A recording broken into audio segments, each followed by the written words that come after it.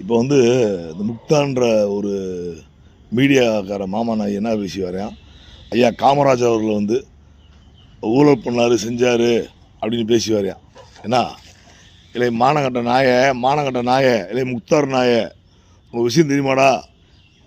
இத்தனை வருஷம் அரசியல் வரலாற்றில் ஒரு உன்னதமான தலைவர், ஒரு உத்தமமான தலைவர், ஒரு ஊழல் கரைப்படாத ஒரே தலைவர் யாருந்தா, முதல்வர் யாருந்தா ஐயா காமராஜர் அவர்கள் தான். சரியா? அவர் எங்கள் கொள்கை தலைவர். அவர் கொள்கையை நாங்கள் ஏற்றுக்கணும்டா. அவர் மேலே எந்த ஒரு குற்றச்சாட்டும் இல்லை.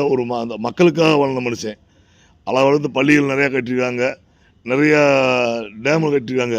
அதை கொச்சையை பொறுத்தவரை மாதிரி நீ பேசி வர ரைட்டு. அவர் ஆட்சி காலத்தில் முடிஞ்சு, அவர் ஆட்சி முடிஞ்ச பிறகு எவ்வளோ அரசு ஆண்டுருக்காங்க தமிழ்நாட்டை. எந்த அரசு ஊழல் பண்ணலையா?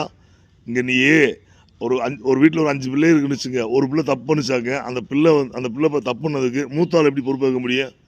அதே நீ சொல்கிறது அப்படி தானே சொல்லி வர. யாரோ ஒருத்தர் எங்கேயோ நல்லவன் நினச்சவர் ஒரு பொறுப்பு கொடுத்துருக்கலாம், ஒரு எம்எல்ஏ வாங்கிக்கலாம். அவன் தப்பு பண்ணது கொண்டு போய் நீ எப்படி அவர் காமராஜர் மேலே இது குற்றச்சாட்டு வைக்கலாம்? சொல்லுவாப்பா. இல்லை முத்தர் வாடகைக்கு வீட்டுக்கு பிழைக்கிற நாய, உனக்கு இதே ஃபஸ்ட் அண்ட் லாஸ்ட்டு. இனிமேல் காமராஜர் ஐயா அவர்களை பற்றி தவறாக நீ செய்தியை பரப்பணும்னு வச்சுக்க, நல்லா இருக்காது. அதே போல் இன்னொரு விஷயம் என்னண்டா, இன்றைக்கி வந்து அவர் சொல்கிறார் முக்தார் என்ன சொல்லுவாராண்டா, காமராஜர் சார்ந்த சமூகம்ன்ற போது அவர் நாடா சமூக மக்கள் குறிப்பிடுறாரு. இன்றைக்கி வந்து தமிழ்நாடும் சரி இந்தியாவும் சரி பொருளாதார லெவலில் முன்னேறி போகிறதுக்கு அந்த நாடா சமூக மக்கள் ரொம்ப முக்கியமான காரணமாக. ஏன்னா அவங்க வணிகம் பண்ணி வியாபாரம் பண்ணி நம்ம தமிழ்நாட்டுக்கும் சரி இந்தியாவுக்கும் சரி பொருளாதார ரீதியாக அவங்க டெவலப் பண்ணிகிட்ருக்காங்க. அது உண்மை. அது வந்து எந்த அரசாச்சும் மறக்க முடியுமா? நல்லா பார்த்தாலே தெரியும். நமக்கு அதிகமான வியாபாரிகள் இருக்குதும் சரி, அதிகமான தொழில் பண்ணுற முக்கியமான ஆட்கள் பூராமே நாடா சமூக மக்கள். அந்த சமூக மக்களை இழிவுபடுத்துகிற மாதிரி முக்தார் பேசி வராரு. விரைவில் இந்த சமூக மக்கள் கண்டிப்பாக கொந்தளிப்பாங்க. ஏன்னா அவர் முக்தார் பேசுகிற வார்த்தை தப்பு.